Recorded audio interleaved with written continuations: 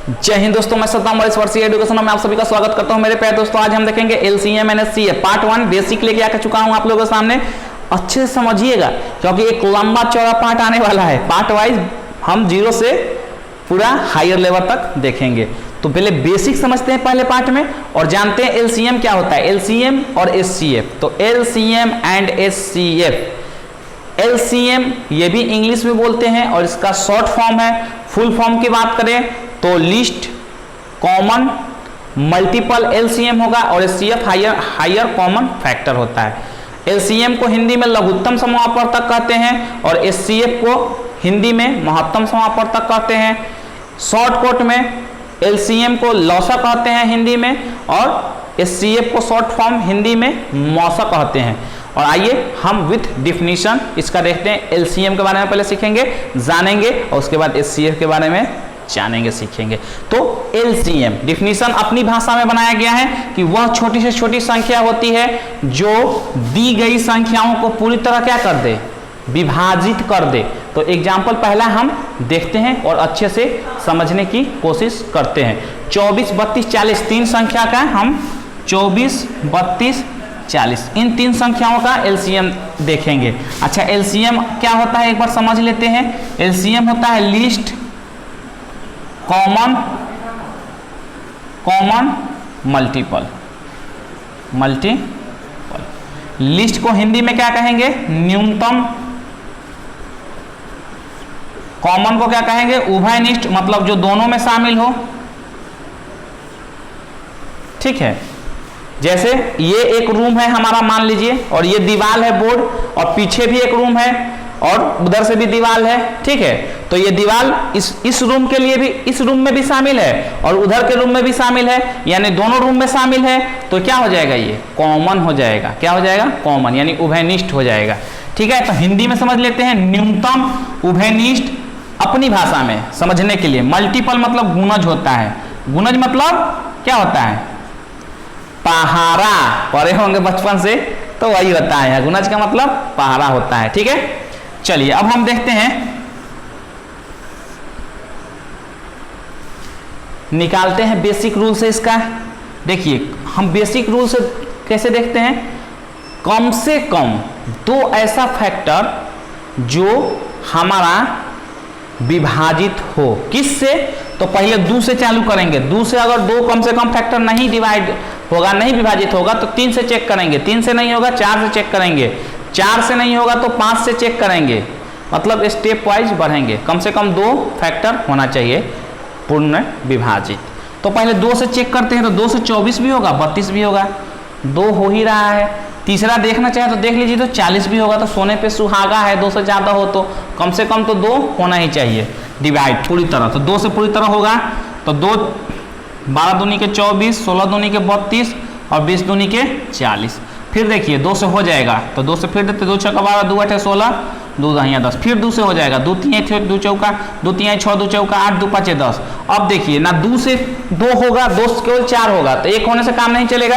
3 से केवल 3 होगा, 1 होने से काम नहीं चलेगा। 4 से केवल 4 होगा, 1 होने से काम नहीं चलेगा। कम से कम 2 होना चाहिए पूर्ण विभाजित। 5 से केवल 5 होगा, चेक कर लिया हायर तक। अब इसका मतलब ये डिविजिबल किसी से नहीं है। तो हम इसका एलसीएम लिख लेंगे। तो एलसीएम हमारा क्या हो जाएगा, 2 गुना 2 गुना 2 यहाँ तक, और ये पूरा सारे का गुणज होता है, यानी 3 गुना 4 गुना 5। इसको गुना कर लीजिए, 5 चौका 20, 20 3 60, 7 दूनी के 120, 120 दूनी के 240 और 240 दूनी के 480 होगा। ठीक है, ये 480 का मतलब क्या समझे आप, 480 24 से भी पूर्ण विभाजित होगा, 32 से भी पूर्ण विभाजित होगा और 40 से भी पूर्ण विभाजित होगा। तो वही तो कह रहा है कि वह छोटी से छोटी संख्या होती है जो दी गई संख्याओं को पूरी तरह विभाजित कर दे, जो दी गई संख्याओं को पूरी तरह विभाजित कर दे। ठीक है, यानी हमारा ये 24 से भी पूर्ण विभाजित होगा। दी हुई संख्याओं से, जो दी हुई संख्या है उससे पूरी तरह क्या हो जाए, विभाजित हो जाए। दी हुई संख्याओं से कर दीजिए, दी हुई संख्याओं से पूरी तरह विभाजित हो जाए, यानी 24 से भी पूर्ण विभाजित होगा। ठीक है, और 32 से भी पूर्ण विभाजित होगा और 40 से भी पूर्ण विभाजित होगा। ये होता है हमारा LCM। अब समझ में आ गया होगा। ये तो पहला मेथड बताया हूं आपको, ये नोट कर लीजिए। दूसरा मेथड भी आपको बता देता हूं।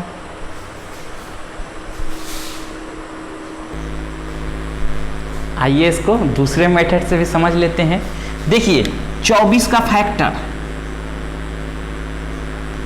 24 का हम गुणनखंड ऐसे तोड़ेंगे। अच्छा, गुणनखंड होता क्या है?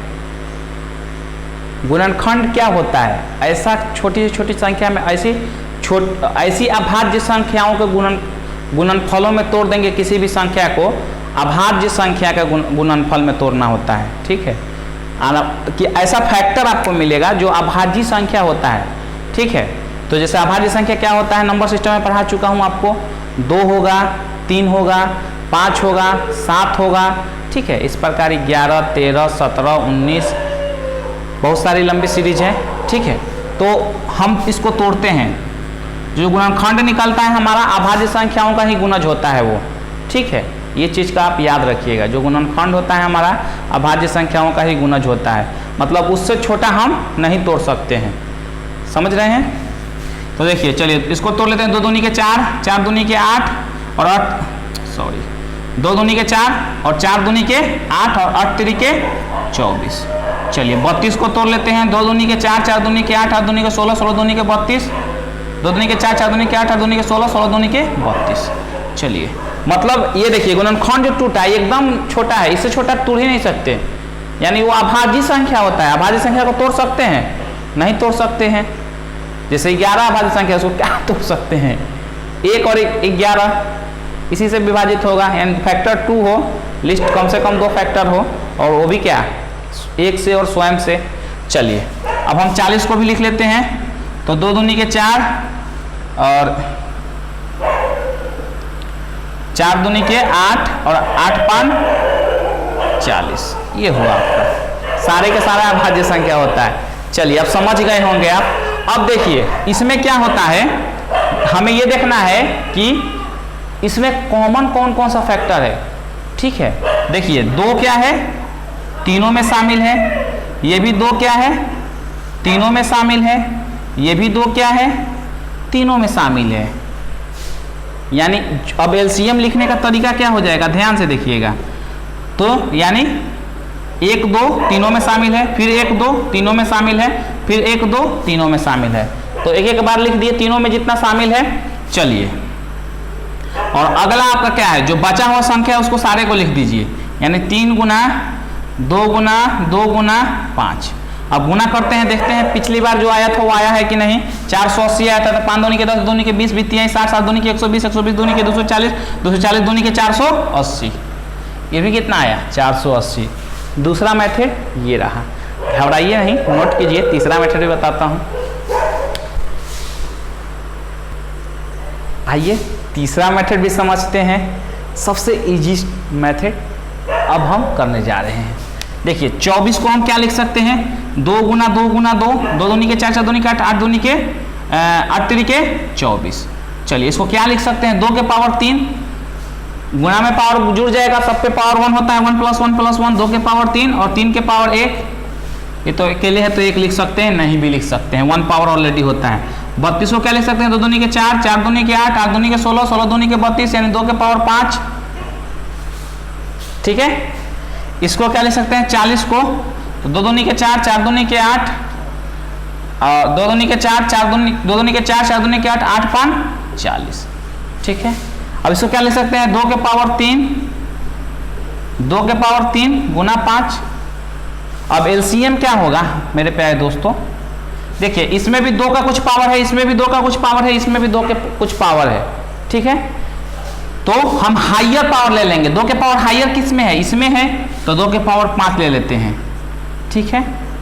और अब देखते हैं, तो इसमें 5 के पावर कितना है, 1 है, इसमें 5 के पावर 3 के पावर 1 है। तो चलिए पहले 5 के पावर देख लेते हैं। अगर 5 के पावर तीनों में से जो हाइयर रहता है उसको ले लेते, लेकिन यहाँ 5 का पावर सिंगल 1 है तो एक ही 5 है। अगर 5 का स्क्वायर कहीं रहता तो उसको लेते, 5 के पावर और ज़्यादा रहता तो उसको लेते। तो यहाँ तो 5 की पावर क्या है, सिंगल 1 है, तो 5 ही रह जाएगा। यहाँ 3 बचा, 3 अगला 3 है, तो 3 भी क्या है, सिंगल है एक में। अगर 3 के पावर कहीं 2 रहता तीनों में से तो उसको ले लेते, 3 के पावर कहीं 4 रहता तीनों में से कहीं भी तो उसको ले लेते। अच्छा, आपके मन में ये भी सवाल उठ रहा होगा, सॉरी यहाँ 4 नहीं 1 ही है, 3 के पावर 1 तो 3 ही होगा।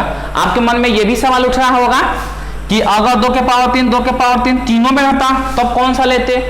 तो भैया कोई भी एक ले लीजिए, क्योंकि सब में तो सेम ही है, तो कोई भी एक ले लेते हो। तो हायर पावर सब में 3 ही है, तो हायर पावर ही लेना होता है, तो 2 के पावर 3 ही लेते। अब इसको हम कर लेते हैं, इसको क्या होगा 16 दूनी के 32, यानी 2 के पावर 5 32 हो जाता है, और ये 5 तिहाई 15, 15 दूनी के 30 के 0, हाथ में 3, 15 तिहाई 45, 3 48, 480 आया एलसीएम इसका भी। अच्छे से आपको समझ में आ गया होगा, यानी तीनों इजीएस्ट टू इजीएस्ट मैटर आपको शेयर हमने कर लिया।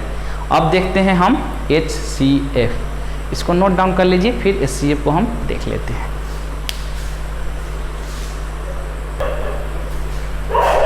आइए दोस्तों, अब देखते हैं हम HCF। इट मीन्स इंग्लिश में शॉर्ट फॉर्म है HCF, इसका फुल फॉर्म होता है हायर कॉमन फैक्टर, और हिंदी में इसको शुरू में भी बताए थे कि हम महत्तम समापवर्तक बोलते हैं, और हिंदी में शॉर्ट फॉर्म में म बोलते हैं। आइए अब इसकी डिफिनीशन देखते हैं और फिर इसको बारी बारी से तोड़ फोड़ के समझते हैं फुल ऑपरेशन करके। तो हम डिफिनीशन को पहले देखते हैं क्या कह रहा है। HCF वह बड़ी से, अपनी भाषा में डिफिनीशन है, ठीक है, वह बड़ी से बड़ी संख्या, ठीक है, वह बड़ी से बड़ी संख्या, से नहीं है तो कर दीजिए से, वह बड़ी से बड़ी संख्या जो दी गई संख्याओं को पूरी तरह विभाजित कर देता है। ठीक है, एक एग्जांपल लेते हैं हम 24 32 40, वही वाला लेते हैं कि आपको बहुत अच्छे से समझ में आ जाए, ठीक है, इसलिए हम यही एग्जांपल लेते हैं। चलिए 24 32 40। अब देखिए हम इसका निकालते हैं विथ बेसिक रूल एकदम, ठीक है, भाग विधि से। सबसे इसमें पहला क्या करना है कि 3 दिया है ना, तो चलिए क्या होता है कि सबसे छोटी संख्या से उससे बड़ी वाली संख्या में भाग दे देते हैं। यानी अब हम समझते हैं अच्छे से, 32 में भाग दे देते हैं हम 24 से, ठीक है, 24 से कम 24, कितना बचेगा 12, यानी आपका 8, ठीक है, ये कैंसिल आउट हो जाएगा। अब 8 से भाग किस में देंगे, जो भाजक था अब यहाँ आ जाएगा, 8 तरीके 24, कैंसिल आउट। जो अंतिम भाजक होता है ना वही HCF होता है। तो 24 और 32 का HCF क्या है 8 है, लेकिन ठहर जाइए 3 संख्या है यहाँ। अब देखिए जो हमारा HCF इन दोनों का आया, उस HCF से अब 40 में भाग दे देंगे, तो 40 में भाग दे देते हैं, पहली बार में कट गया 8 5 40, यानी इन सभी का HCF हमारा क्या हो जाएगा, HCF 8 हो जाएगा। ये रहा बेसिक मेथड, क्या रहा बेसिक मेथड, अच्छे समझ में आया होगा। और HCF का फुल फॉर्म एक बार समझ लेते हैं, HCF, ठीक है, हम नीचे लिख देते हैं, इसको दिखाई तो देगा ही आपको। HCF यानी higher, C for common, F for factor, factor, कोई दिक्कत नहीं होनी चाहिए। हिंदी में बात करें तो इसका क्या होगा, हायर मतलब क्या होता है, हायर मतलब क्या होता है उच्चतम, ठीक है, हायर मतलब उच्चतम, यानी और थोड़ा हम इसको और हिंदी में अगर अच्छे से तोड़ें तो हम कह सकते हैं बड़ी संख्या, चाहे बड़ी संख्या भी बोल सकते हैं, या हायर को हम कह सकते हैं, कॉमन को उभयनिष्ठ कहेंगे, और फैक्टर मतलब क्या होता है हमारा गुणनखंड।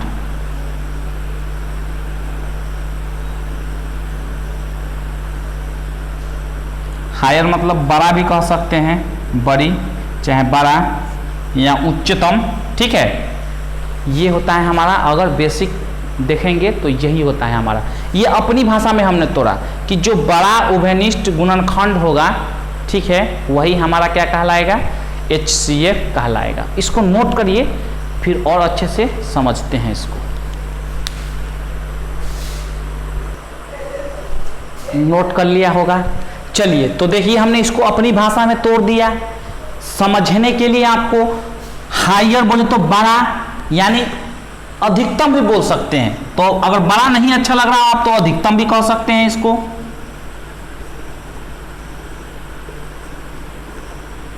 अधिकतम उभयनिष्ठ, ठीक है, अधिकतम उभयनिष्ठ गुणनखंड, ठीक है।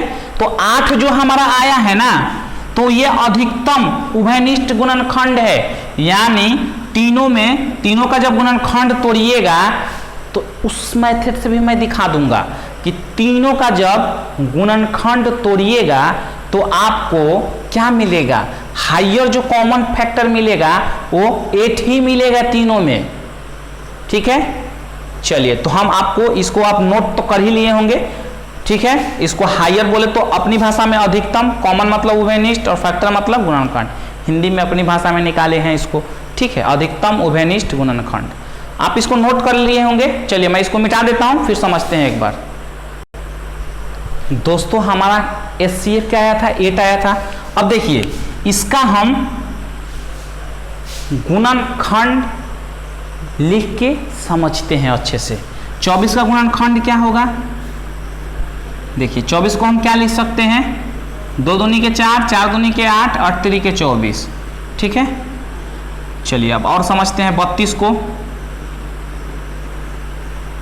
2 दूनी के 4, 4 दूनी के 8 और 8 दूनी के 16 और 16 दूनी के 32, ठीक है। चलिए 40 को देखते हैं, ठीक है, 2 दूनी के 4, 4 दूनी के 8, 8 5 40, तोड़ दिया। अब समझ लीजिए इसको, देखिए इसमें भी हायर क्या कॉमन है, ये तीनों कॉमन है, तीनों में हायर यही कॉमन है ना तीनों में, तो हायर कॉमन फैक्टर, हायर मतलब यही 2 3 मैक्सिमम, 2 2 2 3 बार है, यानी 8 8 8 हायर इसमें कॉमन है, तो इसका HCF क्या हो जाएगा, क्या हो जाएगा HCF 8 हो जाएगा। और दूसरी भाषा में समझ लेते हैं, 8 हो जाएगा। अब देखिए एक और भाषा में आपको समझा देता हूं, इसको नोट कर लीजिए। एक और भाषा में समझ लेते हैं। देखिए हम इसको अगर हम सिंपल इसको हम समझना चाहें दूसरी भाषा में तो इसको क्या लिख सकते हैं, 2 दूनी के 4, 4 दूनी के 8, 8 तिरी के 24, 2 दूनी के 4, 4 दूनी के 8, 8 दूनी के 16, 16 दूनी के 32, ठीक है। 2 दूनी के 4, 4 दूनी के 8, 8 5 40। इसको क्या लिख सकते हैं, 2 के पावर 3 और 3 अकेले है तो 3 को रहने दीजिए। इसको क्या लिख सकते हैं, 2 के पावर 5, ठीक है। और इसको क्या लिख सकते हैं, 2 के पावर 3 गुने 5, ठीक है। तो हम वहां क्या कर रहे थे, देखिए इन तीनों में क्या कॉमन होगा, हायर कॉमन क्या होगा, तो 2 के पावर 3 देखिए इसमें भी छिपा है और 2 के पावर 3 यहाँ भी है, 2 के पावर 3 यहाँ भी है, तो कॉमन तीनों में क्या है, 2 के पावर 3। इसमें देखिए तो 2 के पावर 3, इसमें भी 2 के पावर 3, और लेकिन इसमें भी तो 2 के पावर 3 छिपा है। इसको क्या लिख सकते हैं आप, 2 के पावर 3 गुने 2 के पावर 2 लिख सकते हैं। तो आप बोलेंगे हाँ, तो तीनों में हायर कॉमन क्या है, 2 के पावर 3, इसके बाद कोई कुछ कॉमन ही नहीं है, तो क्या हो गया आपका 2 के पावर 3 HCF हो गया, यानी 2 दूनी के 4, 4 दूनी के 8, 8 आ गया इसका भी। चलिए इसको आप नोट कर लिए होंगे, तो दूसरी भाषा में भी समझा देता हूं, नोट कर लीजिए। आइए दोस्तों बहुत ही इंपॉर्टेंट पॉइंट जो इसमें यूज होने वाला है उसको समझ लेते हैं। गुणनखंड और गुणज ये बार बार यूज होगा, जनरली आप जानते भी होंगे, लेकिन इस एक बार मैं आपको समझा देना उचित समझता हूं। तो आइए देखते हैं, जैसे 8 का गुणनखंड क्या होगा, अगर गुणनखंड की बात करें तो इसका फैक्टर, इसको क्या लिख सकते हैं 8 को, 2 दूनी के 4, 4 दूनी के 8। और ये क्या होता है, ऐसे छोटी संख्याओं में तोड़ते हैं, यानी कहने का मतलब कि ऐसी अभाज्य संख्याओं का गुणनफल होता है, उसी को गुणनखंड जो होता है अभाज्य संख्याओं का गुणनफल होता है, यानी अभाज्य संख्या होता है उसको तोड़ नहीं सकते हैं फैक्टर में, क्योंकि पता है अभाज्य संख्या को तोड़ सकते हैं, 5 को तोड़ सकते हैं, नहीं तोड़ सकते, 1 गुने 5 ले सकते हैं 2 फैक्टर में।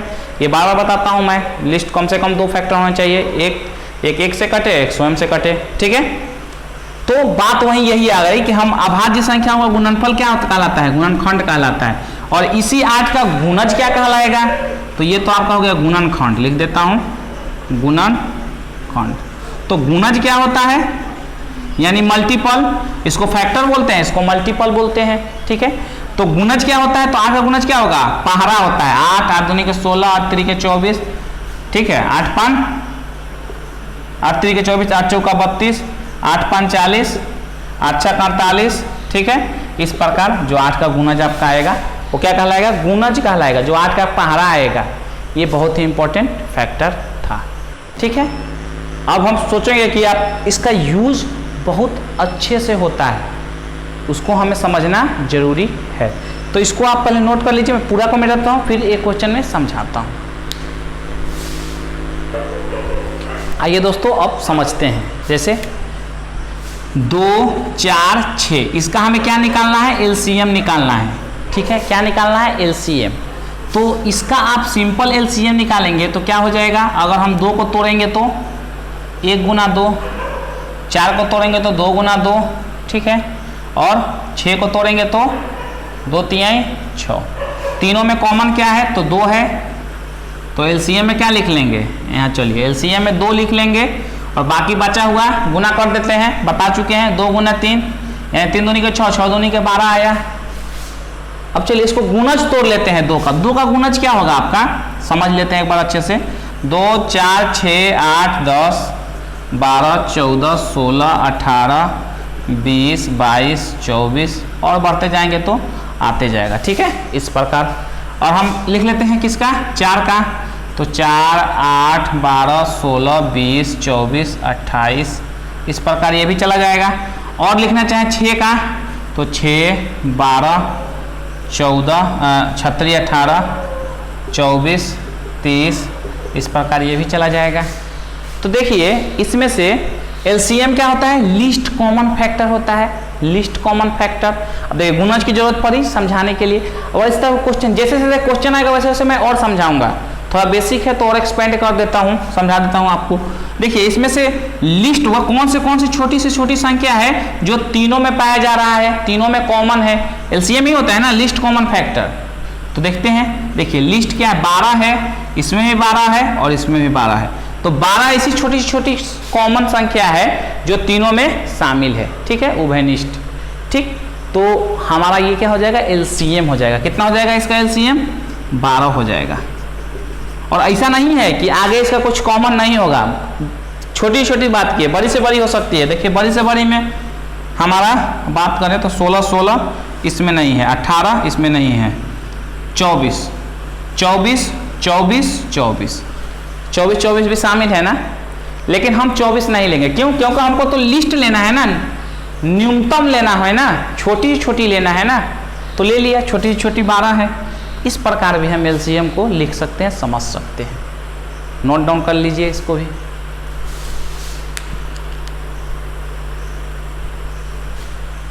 चलिए दोस्तों, इस प्रकार पार्ट 1 कंप्लीट हो रहा है हमारा। नेक्स्ट पार्ट में क्वेश्चन करेंगे, जैसे जैसे जिसमें जैसी जरूरत पड़ेगी छोटी छोटी चीज़ को हर पार्ट में आपको समझाएंगे। ये बेसिक था, इसमें लगभग सारा कवर हो गया है, लेकिन क्वेश्चन में कुछ कंडीशन के हिसाब से कुछ भी यूज होगा नया, वहाँ तो समझाया ही जाएगा। और हमेशा क्वेश्चन के पहले भी समझाते रहता हूँ मैं, बेसिक तो चलते रहेगा। पहला पार्ट पूरी तरह से बेसिक पे डिपेंड था, और अब अगले पार्ट में क्वेश्चन करेंगे। आज के लिए इतना ही मेरे प्यारे दोस्तों। वीडियो अच्छा लगा हो तो लाइक शेयर, चैनल को सब्सक्राइब, रेड कलर का बटन नीचे हुआ क्लिक करके सब्सक्राइब कर सकते हैं। बेल नोटिफिकेशन को ऑल पे रखिएगा ताकि आने वाले लेटेस्ट वीडियो का नोटिफिकेशन सबसे पहले आपको मिल सके। मिलते हैं नेक्स्ट पार्ट में, ठीक है। आज के लिए इतना ही, थैंक यू, जय हिंद।